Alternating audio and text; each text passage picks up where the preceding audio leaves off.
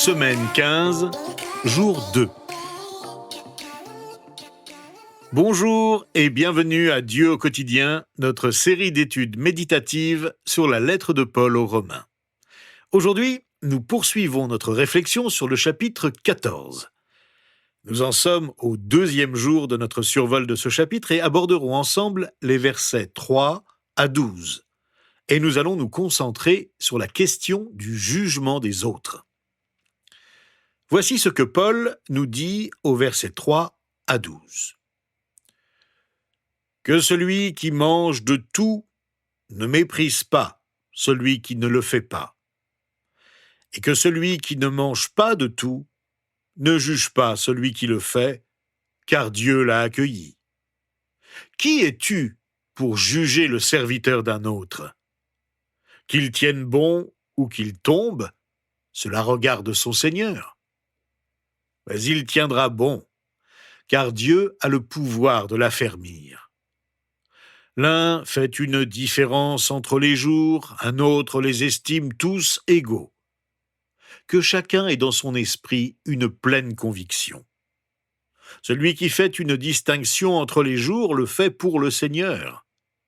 Et celui qui ne fait pas de distinction le fait aussi pour le Seigneur.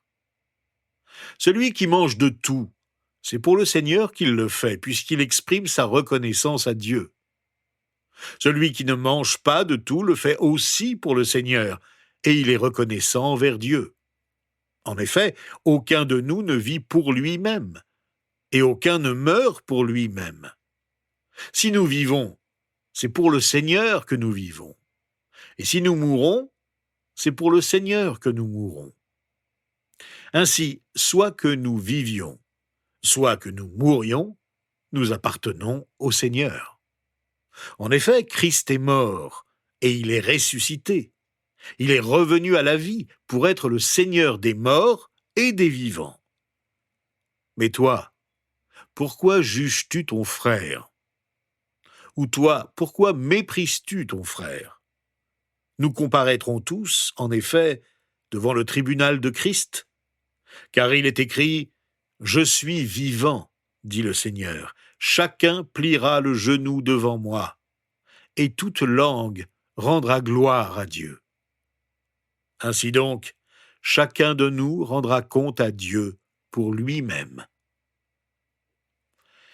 Les paroles de Paul concernent à la fois le jugement que nous portons sur les autres et le jugement que Dieu porte sur nos propres actions.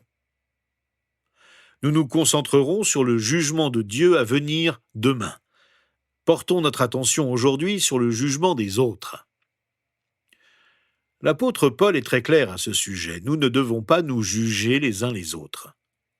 Il utilise des expressions comme « ne vous méprisez pas les uns les autres »,« ne vous condamnez pas les uns les autres »,« qui êtes-vous pour juger le serviteur de quelqu'un d'autre ?» ou encore « ne jugez pas votre frère, arrêtez de juger ».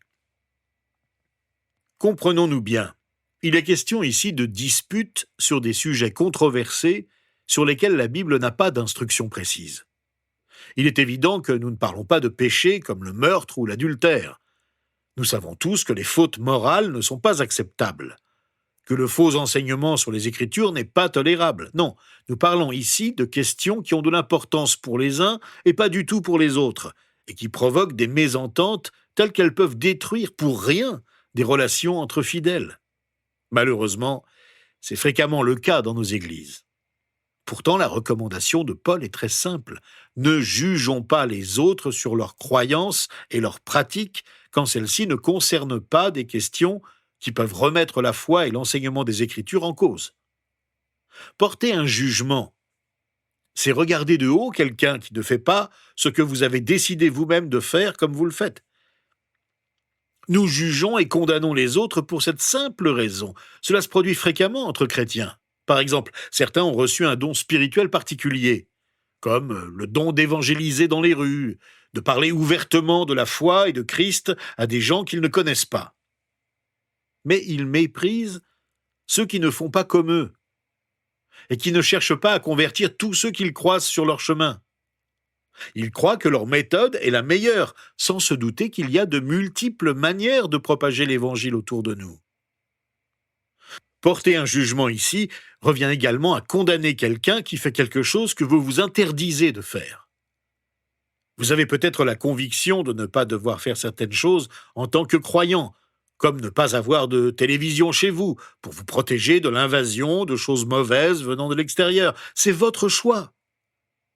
Mais vous pensez en même temps que ce devrait aussi être le choix des autres, qu'ils seraient de meilleurs chrétiens s'ils faisaient eux aussi le même choix que vous. Et malgré vous, vous portez un jugement sévère contre eux. Paul nous met en garde ici. Il nous met en garde contre le fait de placer ce qui n'est pas essentiel à la foi sur le même plan que la foi, et d'en faire des tests de foi authentiques en disant « s'ils ne font pas comme je fais, comme il faut faire, à mon avis, ils ne sont pas vraiment chrétiens ». Eh bien non, cette attitude n'est pas la bonne, car nous ne devons pas juger les autres. C'est vraiment navrant de constater que notre texte, pourtant simple, est si souvent mal appliqué. Par exemple, certains pensent qu'ils ne peuvent pas avoir d'opinion personnelle quelconque sur la Bible. Ils se disent que si quelqu'un d'autre a une opinion différente de la leur, c'est-à-dire que si quelqu'un dit quelque chose de faux sur la façon de vivre la vie dans la foi, ils doivent simplement l'accepter, même si peut-être Jésus a enseigné quelque chose de clairement différent. Eh bien, absolument pas. C'est même notre devoir de souligner des erreurs d'interprétation, comme le recommandent les Écritures. Rappelons que notre chapitre traite de positions différentes sur des choses qui n'ont pas d'importance majeure en elles-mêmes, mais que les attitudes que nous adoptons à leur égard sont, elles, très importantes, parce qu'elles révèlent ce qui nous motive au fond de nous-mêmes, l'amour ou l'orgueil, l'acceptation des autres tels qu'ils sont, ou le mépris qu'on éprouve envers ceux qui ne pensent pas et qui n'agissent pas exactement comme nous le voudrions. En fait, d'où vient en nous la conviction que ce que nous faisons est en toute bonne conscience ce que nous devons faire? Que telle activité est bonne, telle autre à écarter? Comment pouvons-nous en être sûrs sans nous tromper? Je peux parler des autres autant que je veux, mais tout commence par moi. Je dois avoir une conscience claire à propos de ce que je pense et de ce que je fais. Et si quelqu'un me dit « je ne suis pas sûr que vous devriez faire ça », vous pouvez avoir recours à plusieurs tests pour déterminer vous-même ce que vous devez faire en tenant compte de l'avis des autres, qui peut être plus objectif que le vôtre. Il se peut en effet que ceux qui vous observent aient raison, et vous connaissant, ils peuvent vous guider dans une autre direction que celle que vous avez choisi de prendre. Soyons donc à l'écoute de ceux qui ont notre bien à cœur. Je vous propose d'effectuer 8 tests spécifiques, parmi plusieurs autres, qui peuvent vous aider à prendre de bonnes décisions sur ce que vous devez faire en toute bonne conscience. Le premier test est ce qu'on peut appeler le test de l'influence. Est-ce que cela va influencer un autre croyant d'une manière qui va nuire à sa foi? Mieux vaut ne pas le faire. Le deuxième test est celui de la prière. Est-ce que je peux en parler à Dieu? Qu'est-ce que je l'entends dire dans les Écritures? Si je me sens gêné, j'ai un problème de conviction. Le troisième test est le test de la réputation. Est-ce que cela va nuire à la réputation de l'Église? Est-ce que cela va nuire à ce qu'on pourra dire sur Jésus si je fais cela? Le quatrième test est le test de la communion. Est-ce que cela va nuire à ma relation avec un autre croyant? Pourquoi le ferais-je alors? Parce que ma communion avec un autre croyant, nous dit Jésus, est un témoignage très important auprès de ceux qui m'entourent. Le cinquième test est le test de l'apparence. La Bible nous recommande d'éviter l'apparence même du mal. Il se peut qu'il n'y ait rien de mal à ce que je veux faire, mais si le contexte dans lequel je veux le faire peut prêter à confusion, mieux vaut ne pas le faire, car ce serait mal compris. Le sixième test est le test de la seconde venue. Est-ce que je voudrais faire ce que je veux faire lors du retour de Jésus-Christ sur la terre? Il est bon de réfléchir à mes activités quotidiennes dans le contexte du retour de Jésus-Christ, car elles engagent ma vie entière et mon avenir. Le 7e test est le test du compagnon. Est-ce que je veux faire cela avec un autre croyant? Serais-je capable de faire cela en communion et dans le ministère avec un autre croyant? Le partage est bienfaisant. Mais si vous êtes mal à l'aise avec l'idée d'accomplir une activité quelconque avec d'autres fidèles, mieux vaut ne pas l'entreprendre. Agissez avec conviction et dans un esprit de collaboration et de partage. Enfin, le 8e test est simplement un test général. Je l'appellerai le test de la paix. Votre cœur est-il vraiment en paix à propos de ce que vous voulez faire?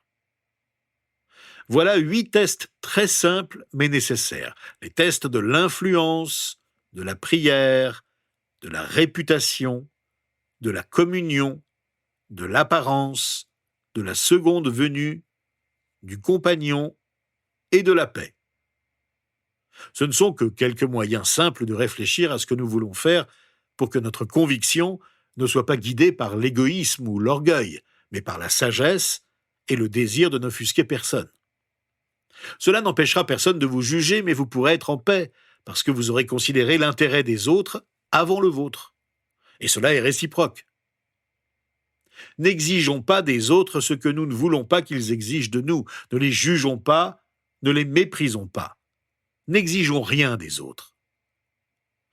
Et pourtant, il nous est si difficile de ne pas juger les autres et de ne pas les condamner. Nous portons si souvent un jugement sur leur motivation, sur leur façon de penser et sur leur manière d'agir. Souvenons-nous donc de l'enseignement qui ressort du chapitre 14 de la lettre aux Romains. Reconnaissons que nous sommes tous ensemble des serviteurs de Jésus-Christ, que nous le servons à notre manière, qui importe peu en elle-même, car ce qui compte aux yeux de Dieu, c'est un cœur sincère, qui veut le servir avec pleine conviction. Il nous accepte dans son service avec nos faibles moyens, nos capacités fragiles et nos méthodes discutables. Prions ensemble maintenant dans un esprit d'unité. Je sais qu'il nous arrive de vivre des moments difficiles entre chrétiens, que certains créent des tensions inutiles et causent du mal à d'autres croyants. Vous avez peut-être été contrarié ou blessé par l'attitude d'un autre croyant. Que faire dans ces circonstances? Eh bien, commencez par en parler à Dieu dans vos prières. Dites-lui la peine que vous ressentez à l'égard de ceux qui vous font du mal. Seigneur, tu sais la peine que j'éprouve à cause de cette situation douloureuse. Je prie pour que tu guérisses cette blessure. Je prie pour que tu m'aides à améliorer ma relation avec mon frère, ma sœur en Christ. Je les pardonne sincèrement. Peut-être qu'ils n'avaient pas l'intention de me faire du mal. Je les pardonne. Peut-être qu'il s'agit d'un malentendu. Aide-moi à être compréhensif. Je les pardonne. Ma relation avec eux est trop importante pour qu'elle soit gâchée. Tu as tant fait, Seigneur, pour nous réconcilier avec toi. Tu as donné ta vie sur la croix. Permets que je puisse à mon tour me réconcilier avec tous ceux qui m'ont fait du mal, quelles qu'en soient les raisons. Car tu veux que nous restions unis entre nous, que nous nous aimions comme tu nous as aimés. Aide-nous à ne pas tenir compte des erreurs commises à notre encontre. Nous te le demandons en ton nom, Seigneur Jésus. Amen. Eh bien, demain, nous allons explorer ensemble de plus près cette question du jugement des autres et du jugement de Dieu.